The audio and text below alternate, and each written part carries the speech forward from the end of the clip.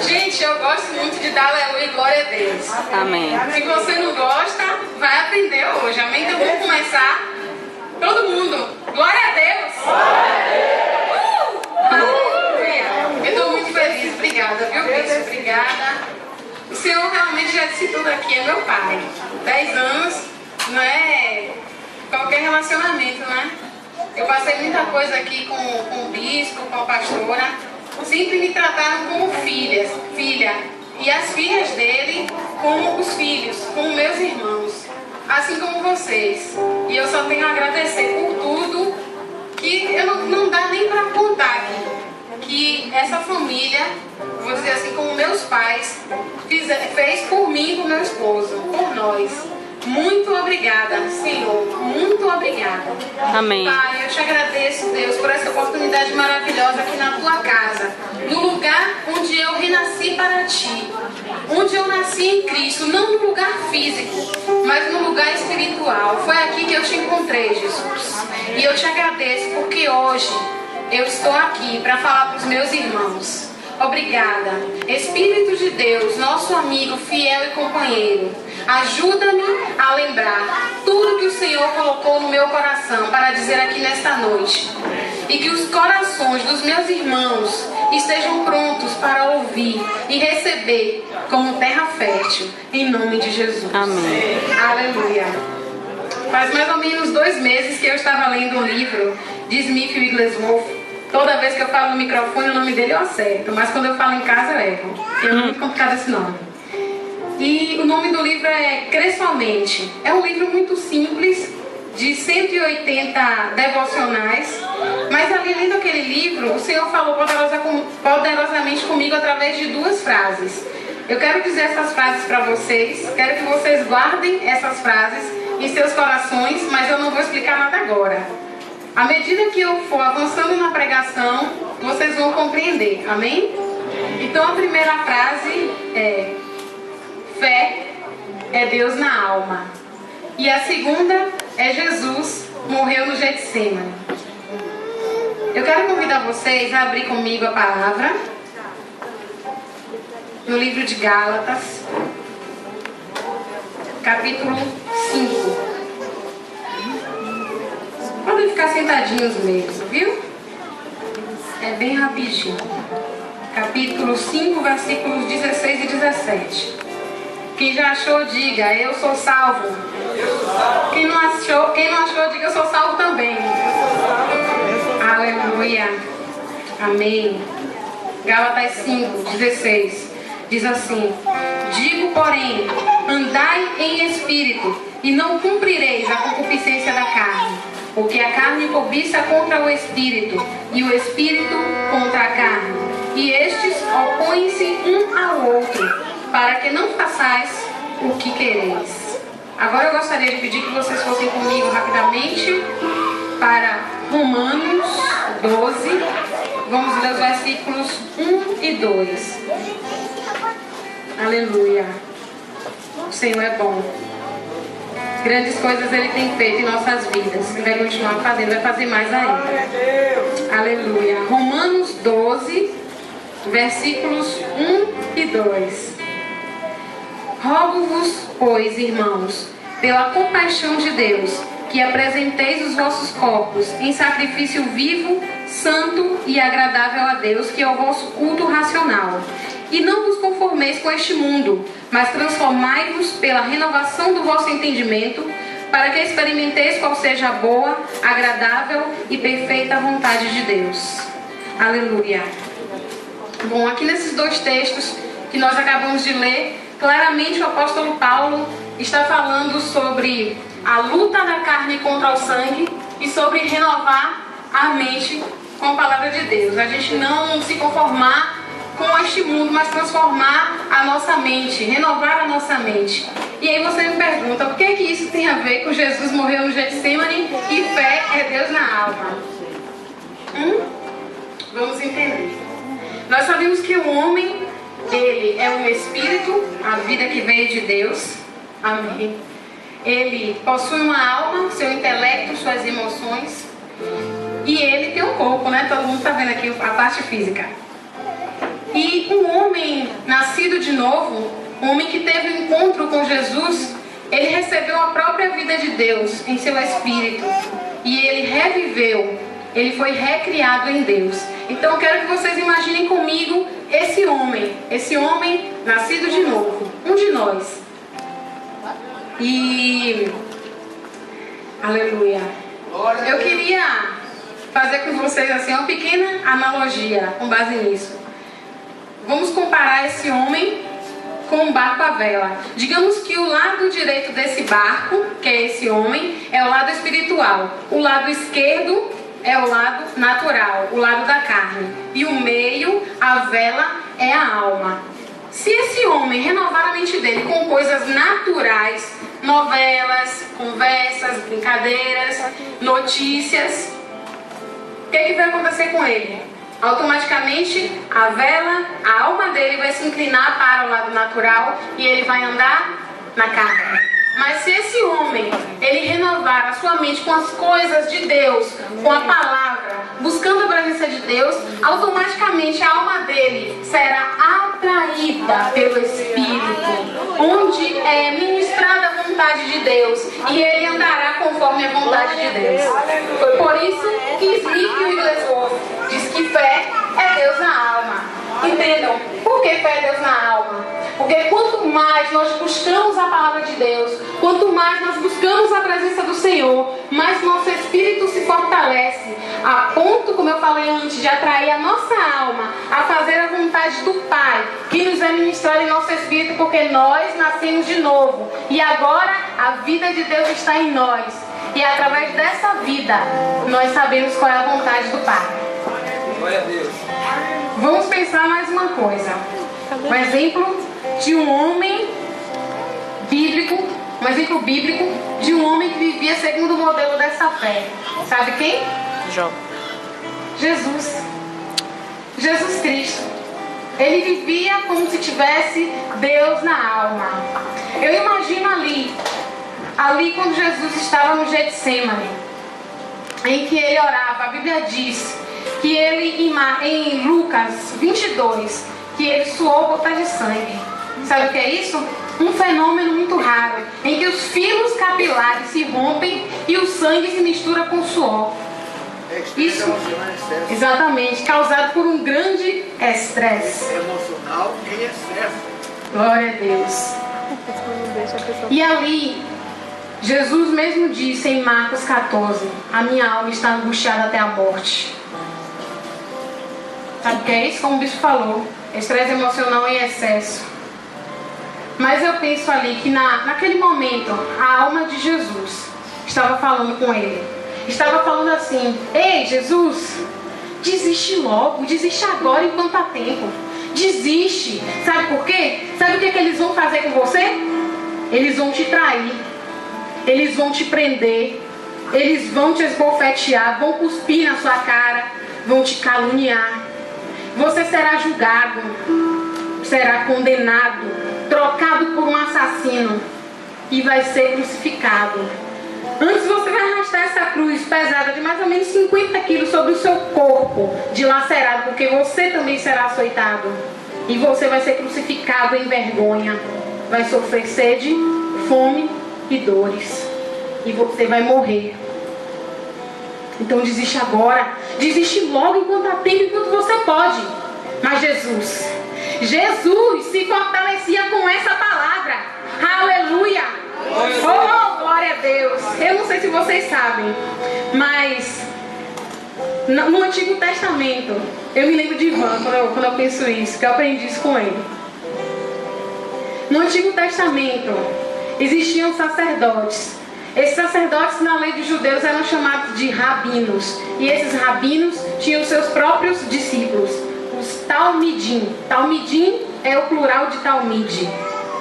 E esses talmidim eram considerados a elite intelectual de Israel. Eram meninos que começavam a estudar a Torá, o Pentateuco, os primeiros 5 livros da Bíblia, desde os 6 anos de idade.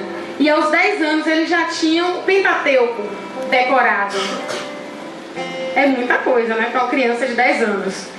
Aos 12 anos, aqueles que se destacavam nesse estudo, eles continuavam. Somente aqueles que se destacavam. E aos 12 anos, eles já tinham decorado todas as escrituras. O Antigo Testamento inteiro. Gente, não é ver o versículo não. Não é saber onde está Isaías, não é saber onde está Jeremias não. É ter decorado. Então, aqueles que eram os melhores dos melhores, quando completavam entre 14 e 15 anos, eram escolhidos para continuar estudando sobre a tutela de um rabino famoso e de reputação. Mas preste atenção num detalhe. Quando uma criança, um menino, ele era excelente na palavra, ele podia ser emancipado antes dessa idade. Agora eu quero que vocês lembrem comigo, coisa maravilhosa. Quando Jesus tinha 12 anos, ele foi adorar com José e Maria em Jerusalém. Ele se perdeu durante 3 dias. Quando José e Maria encontraram Jesus, onde foi que ele estava? Na casa do Pai. No templo. Fazendo o quê? Sendo arguído pelos doutores da lei. Eu quero dizer para vocês que Jesus era mestre na palavra. Jesus tinha a palavra enxertada nele. E por isso ali, retornando ao Getsemane, Jesus estava fortalecido o suficiente para orar e dizer: Pai, se possível, pensando na dor que ele sabia que sofreria, passa de mim neste cálice. Mas não seja feita a minha vontade, pensando no querer do Pai, e sim a tua. Em outras palavras, falando agora em alegoria, eu imagino a alma de Jesus lá, falando para ele desistir. E Jesus se levantando com seu espírito fortalecido pela palavra e dizendo: Ei, alma, cala a tua boca, que quem manda aqui sou eu. Oh, aleluia. Oh, aleluia. E foi por isso que Smith Wigglesworth disse que Jesus morreu no Getsemane, porque ali Jesus matou a sua vontade. Jesus foi sim cumprir o plano da salvação na cruz, mas ali ele já estava morto. Sabe por quê? Porque a vitória começa no nosso espírito primeiro. E no espírito de Jesus, fortalecido pela palavra, já estava feito. Glória a Deus. Não é assim? Não é assim com a gente? Pense, um dia você creu que Jesus poderia te salvar e te libertar. Você confessou o nome do Senhor Jesus e a salvação chegou para a sua vida. Amém? Nós cremos em nosso espírito na prosperidade bíblica. Não tem emprego, não tem como fazer a faculdade, de repente Deus abençoa. Vem ali, vem o emprego, vem a faculdade, vem o casamento. Não é assim? Então nós cremos primeiro com o nosso espírito e a vitória se manifesta. É assim também com a cura. Aleluia. Nós cremos na cura com o nosso espírito e a cura se manifesta. E eu não estou falando aqui somente porque eu ouvi dizer, eu estou falando do que eu vivi. Eu vou contar agora um testemunho que eu nunca contei aqui, que eu acho que só meu esposo sabe, talvez minha mãe. No ano passado eu fiquei surda de um ouvido. Eu fiquei surda e eu falei assim: meu bem, eu acho que amanhã eu vou ter que ir no otorrino. Era de sexta para sábado, ia ser viajou no sábado. A gente não tinha carro, sem plano de saúde.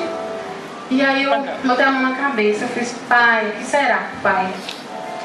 Mas sabe que eu lembrei da palavra? É por isso que nós temos que renovar a nossa mente com a palavra. Porque nós ficamos cheios dessa palavra. E quando nós necessitamos, ela vem e é libertação para nós. E eu lembrei que em Isaías 53 diz que ele levou sobre si todas as nossas dores e enfermidades. E o castigo que nos trouxe a paz estava sobre ele. E pelas suas pisaduras nós já fomos sarados. Aleluia!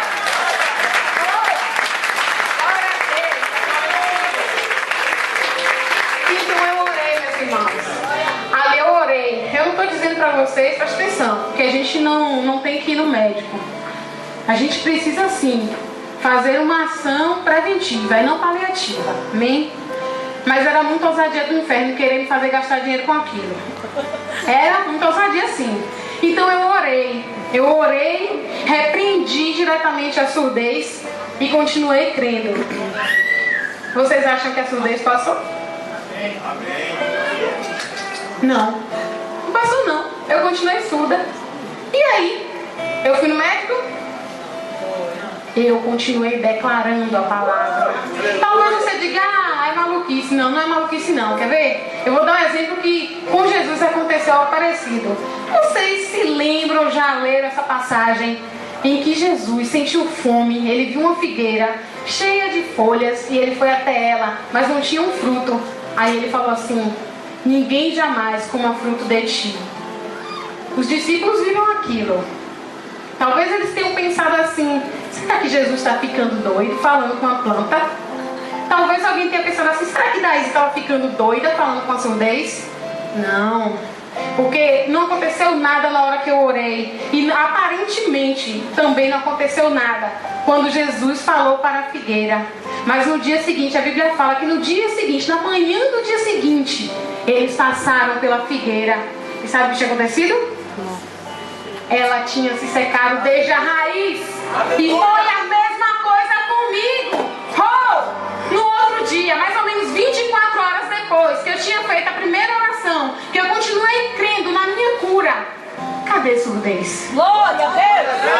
Eu estou curada pelo nome de Jesus, o nome que é acima de todos os nomes. Queridos, a vitória chega primeiro em nosso espírito. Por isso nós temos que estar cheios da palavra. Por isso que nós precisamos renovar a nossa mente, para que a nossa alma seja atraída pelo nosso espírito, a ponto de nós andarmos em fé, porque o campo de batalha é vencido na mente. É na sua mente que você decide se você vai agir em fé ou se você vai agir ao natural. Mas para isso é preciso renová-la. Precisamos renová-la com a palavra. E ali, Jesus, no Getsemane, cheio da palavra, ele decidiu pela vontade do Pai. Ele decidiu morrer. E eu pergunto nessa noite, primeiramente a mim: onde eu tenho que morrer para o reino de Deus crescer? Eu não estou falando de morte física. Eu estou falando de morte da vontade. Onde eu e você temos que matar a nossa vontade para que o reino de Deus cresça. Será quando eu não quero orar pelo meu bispo? Pelas pessoas, por mim mesma? Quando eu não quero jejuar ou sair para evangelizar? Ontem teve sopão. Quando eu não quero ir levar um prato de comida para a pessoa que está na rua e dizer: Jesus te ama, Ele tem um plano de salvação na sua vida. Meu irmão que estava na rua ontem está aqui dentro hoje. Aleluia! Marcelo, levantar? Oh, levanta aí, Marcelo, por favor. Estava na rua ontem. Glória a Deus. Amém. Aleluia, Deus é bom. Amém. Se nós matarmos a nossa vontade, é isso que acontece. O reino de Deus cresce. Pessoas são abençoadas, vidas são alcançadas. Mas eu ainda pergunto: onde nós temos que matar a nossa vontade? Será quando eu entro ali por aquela porta para tomar água e vejo a salinha das crianças faltando tudo, inclusive pessoas para trabalhar? Eu sou a primeira da fila, viu, gente? E a gente tem vontade, vê que precisa de ajuda, mas eu não quero me doar. Será que é aí que nós precisamos matar a nossa vontade? Amados, o Evangelho de Cristo se resume a uma só palavra: amor, amor, amor. Nós precisamos amar. Nada adianta se nós não amarmos. Eu quero ler uma mensagem para vocês nesse momento, a palavra ainda da palavra de Deus. Não precisa abrir, basta que vocês escutem. Essa é uma versão diferente. Amém. É uma versão contemporânea da palavra. Chama-se A Mensagem. Se você puder adquirir, é uma bênção. É mais explicado para você compreender. Está lá em 1 João 3, a partir do versículo 14. Diz assim: sabemos que passamos da morte para a vida quando amamos nossos irmãos. Quem não ama já está morto. Quem odeia o irmão é assassino. E vocês sabem muito bem que... Desculpa, me atrapalhei aqui. Quem odeia o irmão é assassino. E vocês sabem muito bem que a vida eterna e assassinato não combinam. É assim que entendemos e experimentamos o amor. Cristo sacrificou sua vida por nós. Portanto, devemos nos sacrificar por nossos irmãos, não apenas por nós mesmos. Se você vê um irmão em necessidade e tem recursos para ajudá-lo, mas vira as costas e não faz nada, o que acontece com o amor de Deus? Desaparece. E é você que faz esse amor desaparecer. Queridos, não façamos o amor de Deus desaparecer. Amemos, não só com palavras, mas com ações. O amor, ele precisa de uma ação correspondente. Aleluia. Muito a gente fala assim sobre dar, que amar com dar. Mas amar não consiste em dar apenas coisas palpáveis. Talvez eu não tenha dinheiro para pagar a conta da minha irmã, mas eu tenho 2 braços para abraçá-la e dizer: eu te amo. Aleluia. Eu tenho fé para exercer sua vida na vida das pessoas. E vocês também, queridos. Vamos amar.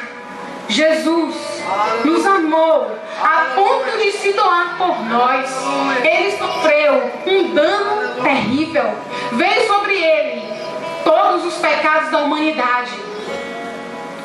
Mas ele venceu. Ele venceu e a vitória dele foi e sempre será. Porque a vitória é eterna. Então, queridos, renovemos a nossa mente com a palavra.